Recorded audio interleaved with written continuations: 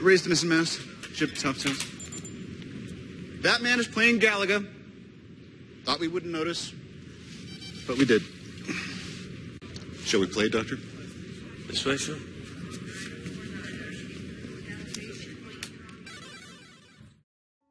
Hello, everybody in the Omniverse.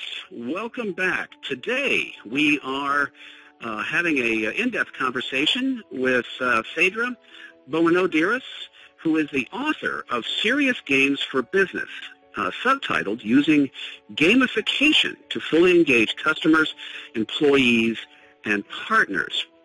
Phaedra is a serious games program manager at IBM, where she is crafting IBM's serious game strategy for the public sector, including government entities, education, and healthcare. She is the founder of the award-winning Innovate program, that's INNOV and the number 8, a series of games that teaches and evangelizes system solutions and business process management. Innovate is being used in over 1,000 schools worldwide and is now available for public consumption. She also produced IBM's first Smarter Planet game, City One, a city simulation that shows how companies can evolve and compete by solving real-world business, environmental, and logistical problems with industry and software solutions. Phaedra was honored by the Women in Games International as one of the top 100 women in the games industry. Prior to working at IBM, she has been an entrepreneur for 10 years, starting 2 companies in custom application, social network development, and video game consulting. She co-founded WomenGamers.com, a popular women's gaming portal on the Internet that started the first scholarship for women to pursue degrees in game design and development in the U.S.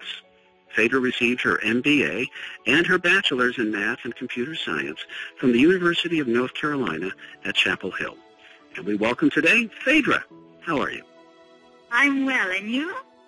I'm very well. I'm very excited to have you on the horn here. I know you and I have had some exchanges online here about your work and your book. I was blown away by it. You know, I actually had some contact with the editor, Marilyn Babb, who worked on your book, and she had indicated that it was a fascinating take on the application and perhaps amplification of the gamification theory that we've heard a lot about these days as sort of a cutting-edge sort of scenario. And if I could, you know, for those tuning in who are just now getting their head around the word I just used, gamification, which is, I guess, now in our pantheon of new terms in business, could you give us your take as far as the definition goes for what's your book here and what gamification represents?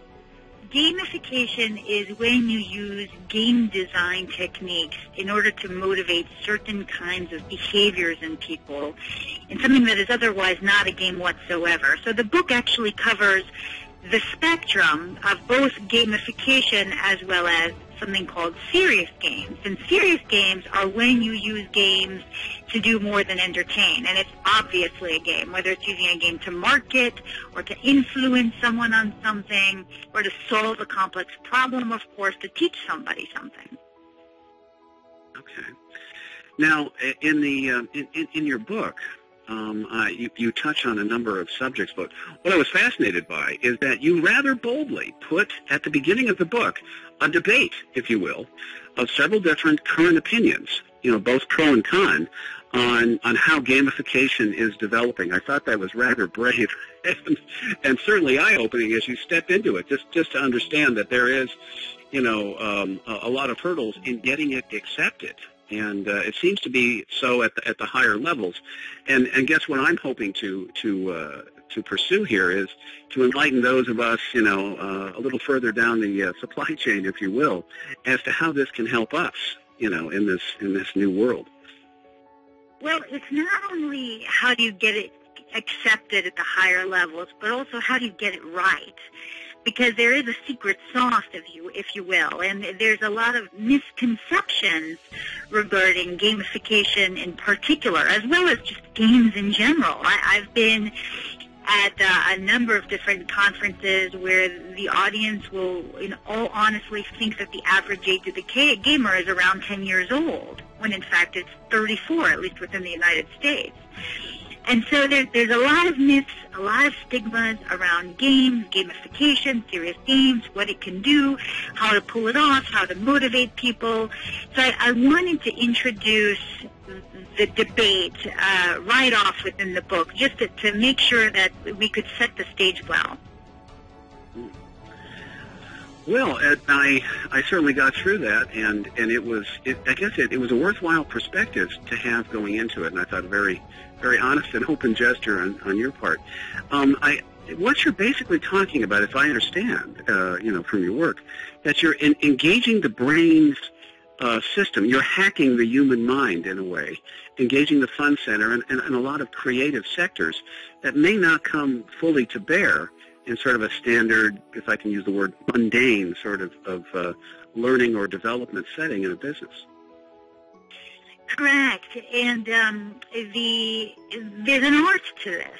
There's an art to it, right? Because for those people who go and are really seeking how to make these fun, what a lot of the mistakes that they often make are they put something fun in an arbitrary way associated with what the game or the experience is trying to get across or to teach. And it feels very arbitrary. For example, I've had a client who asked me once to make a game just like World of Warcraft to teach database administration. So obviously here this is something arbitrary that doesn't match the learning content.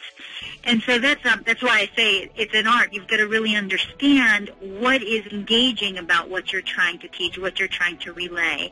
And then what's the right kind of experience that matches it. And if you for those that don't think about that, who really go to the arbitrary fun part versus thinking about flow, what you end up with is what I like to call chocolate-covered broccoli. Well, I can understand that. I remember reading that phrase, and if you don't mind, I'm going to steal that for future reference. I thought that was absolutely spot on.